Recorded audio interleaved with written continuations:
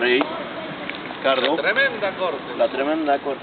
Tres Patines, perdón, Mazatlán. Luz María Nananina, Berenguela. Vamos a hablarles ahora de un instrumento de guerra, un arma muy romántica, un arma muy ilustrativa, muy representativa de lo que fue este periodo de la Edad Media, que es el arco.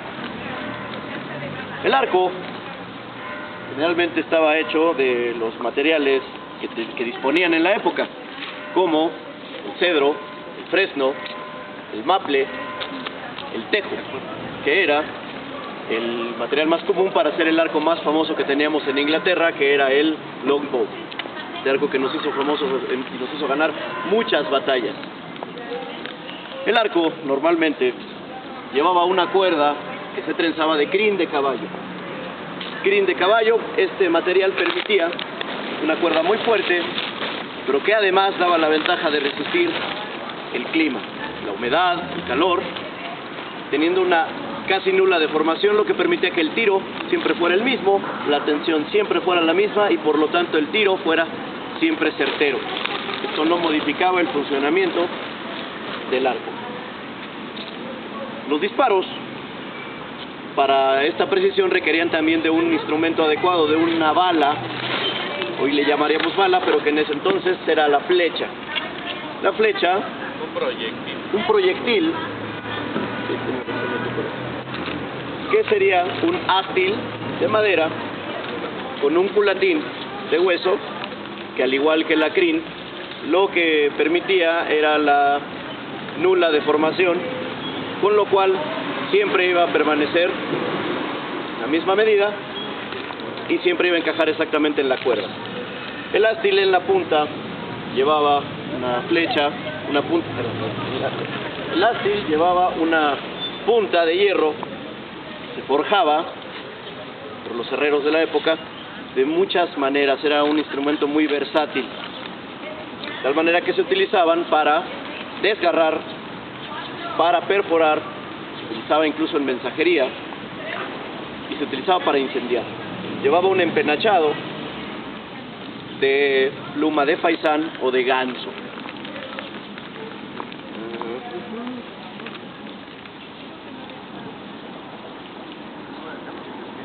Y ustedes pueden ver las puntas que les están mostrando nuestras preciosas edecanes, y que son las de mayor uso, de uso más común durante la Edad Media. Esa es a grandes rasgos la forma como se utilizaba, como se hacía, mejor dicho, el arco y sus flechas.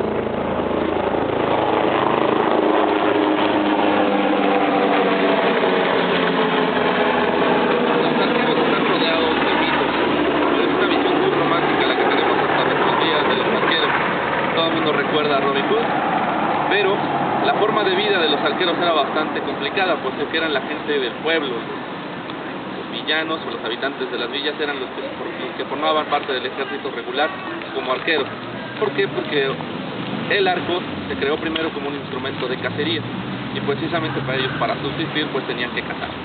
La instrucción de un arquero comenzaba desde muy temprana edad. Desde los 5 años se les fabricaban arcos pequeños a los niños para que empezaran a tensarlos y sobre todo para afinar puntería para la cacería. Pero el arco que se utilizaba en cacería es distinto del arco que se utiliza en guerra. El arco es más pequeño, es más corto, porque hasta las mujeres lo utilizaban y tenían que montarlo y desmontarlo siempre que lo llevaban a cazar. Nunca se llevaba un arco armado, pues, cuando ya está tensa la cuerda, nunca se llevaba así mientras no se iba a disparar nada.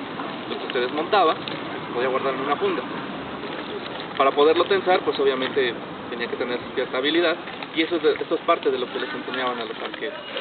Ahora, cuando los arqueros formaban parte de un ejército regular, eran parte de la infantería, obviamente, y generalmente eran la primera línea al momento de entrar en combate con el ejército enemigo. Se formaban líneas hasta de 200 arqueros, 3 o 4 líneas de arqueros. Cada arquero llevaba en promedio 30 flechas para empezar. Los llevaban en atados de 10 flechas que se colgaban, que se metían en los cintos, y al momento de llegar a disparar, las sacaban y las clavaban en el piso. Nunca las llevaban en un carcaj, como ahora se utiliza, en la cintura y mucho menos en la espalda. porque para sacar una flecha de la espalda y disparar es muy complicado para la velocidad que ellos necesitaban al momento de estar en combate. Estamos hablando de que un arquero ya con una preparación suficiente llegaba a disparar hasta 20 flechas por minuto. Suena poco, pero necesita muchísima técnica, ya que el arco que se utilizaba ya en guerra es un arco que se conoce el longbow, muy alto y es muy fuerte de tensar. Estamos en una tensión de aproximadamente 60 a 80 libras aproximadamente. Es muy pesado y es muy difícil para estarlo tensando. Las tácticas de ataque que utilizaban eran a 200 metros o más.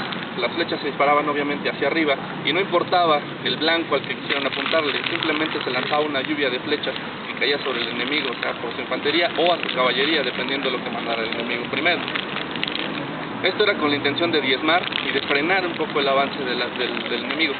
Al momento del asedio, ya cuando estaban atacando un castillo, un fuerte o algún bastión, las flechas se utilizaban incendiarias, porque hay que recordar que el enemigo también tenía fuego y tenía roles con aceite y fuego griego, y la intención era incendiar también todo lo que estaba dentro de ese lugar.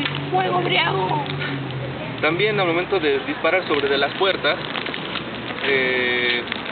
las flechas iban impregnadas de fuego griego, fuego que no se apagaba, estaba hecho de una mezcla de diferentes materiales que es muy difícil de apagar.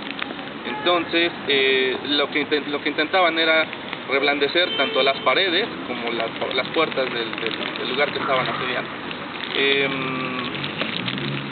Se me fue aquí. Ya. No se fue nada.